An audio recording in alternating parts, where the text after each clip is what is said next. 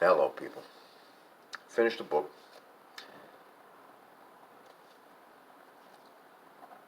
Practicing History. It's another Tuckman book. This was a little bit out of the ordinary for me. This is a series of essays, is what it is. She explains a little bit. There's some good stuff in the beginning about what she thinks it means to be a historian. I don't think that was an essay, but the rest of these are essays that she has written for magazines, newspapers. Back when I was younger, I read a lot of, I can't think of the guy's name. A natural history writer. Fuck. Anyways, he writes the same things. Dinosaur in a Haystack. The whole book is a series of essays.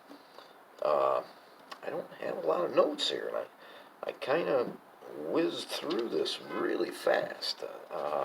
At first, I didn't like it, and I'm still not sure whether it was a great book or not. It was a fair to middling book, is what it was.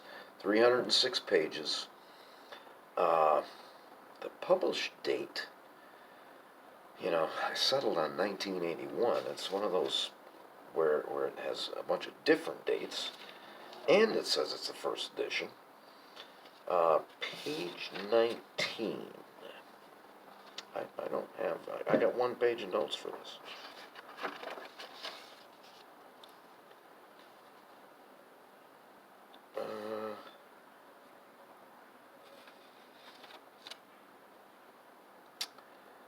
And my little explanatory note here is what to write about a historic event.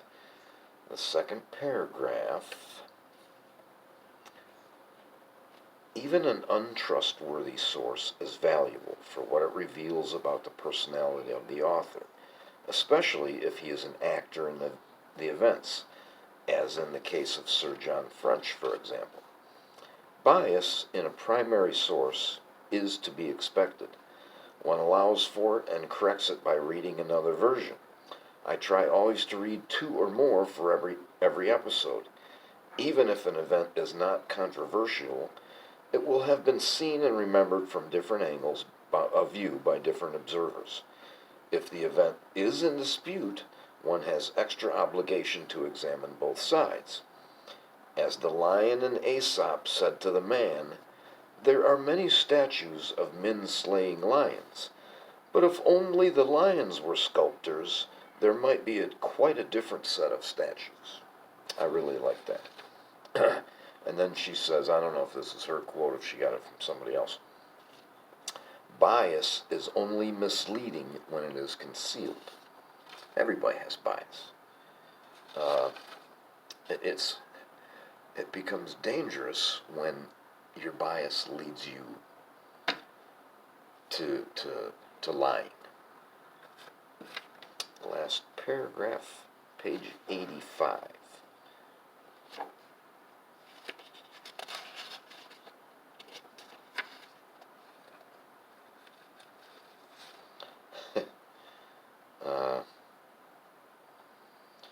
She's writing here about my next book that I'm going to start. Is called The Proud Tower, and she's writing about how she went about the Proud Tower, and she chooses Strauss to write about Germany, and she says the choice of Strauss, which meant writing familiarly of music, of which I have no special knowledge, seemed almost too challenging.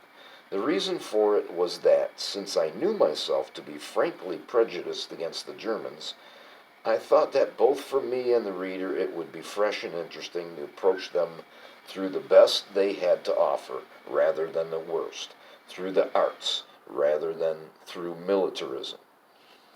And I've noticed this before about Tuckman. Is she we'll go an entire book without even mentioning Germany. She is prejudiced against the Germans, she's kind of a study in contradictions because she just glorifies Israel. I believe she's Jewish. She's no longer with us. She passed away in '89 or something like that.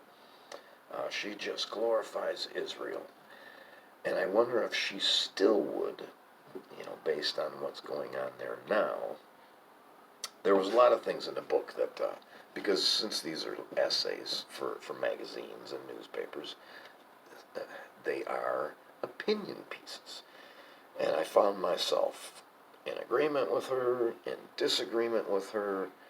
I kind of went back and forth.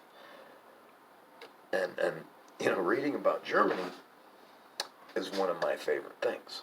So why I like her so much, I don't know.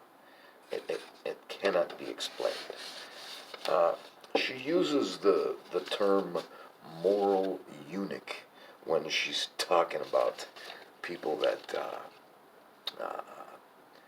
backed the Vietnamese War and wanted us to increase the pressure on North Vietnam and continue the bombing. And I like that. I think there's a lot of moral eunuchs in the country today. In fact, I think about half the country are moral eunuchs. She writes about Masada, and actually she bitches a couple of times in the book about authors that repeat things. And she says, does this author think I'm so stupid that I can't remember something? Well, she mentions Masada in this book like 3 times, and goes on to say that the Jewish people that were defending Masada all committed suicide rather than avoid being sold into slavery by the Romans. There is archaeological evidence that the suicide, the mass suicide thing, never took place. And I wonder how old that evidence is. I wonder if she has just ignored it or if that was new evidence.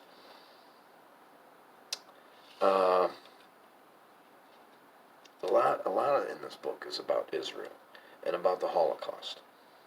Not a whole lot. I mean, 15%. 212 I jumped to here.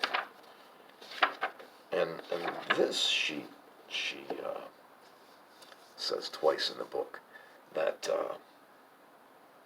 the reason that Israel had to happen, the Jewish people had to have their homeland, is they all took a lesson from the Holocaust.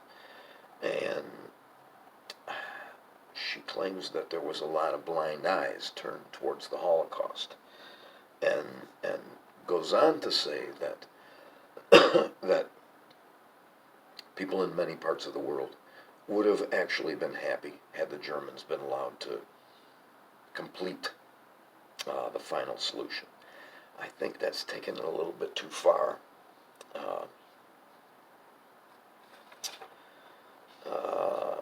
The accumulation of these things slowly brought to light what had long lurked in the shadows of ancient memory.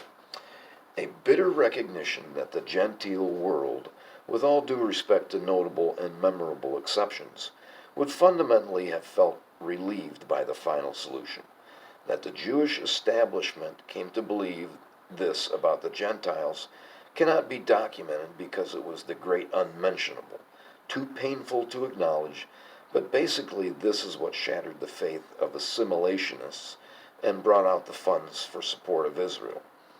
Assimilationists were against the state of Israel because they thought that the Jews could remain Jewish yet live among the Gentiles and just assimilate, just act just like them except for their religion. And not only did they think that they could do that, but they thought there would be trouble if they didn't do that. That's it. The end of the book, she gets kind of crazy and talks. The end of the book, like the last 4 or 5 essays, is written while the whole Watergate thing is going on. And that's another thing that I wonder, what she would think. I wonder what she would think about what's going on in this country right now. Because Watergate is fucking child's play compared to what's going on right now. Uh, but she gets a little bit crazy and calls for the abolishment of the office of president, and says that we should have like a 6-member group that makes all the decisions by majority. I don't know. I think we should have a constitutional monarchy myself, because it couldn't be any worse than what's going on right now. Thanks for watching.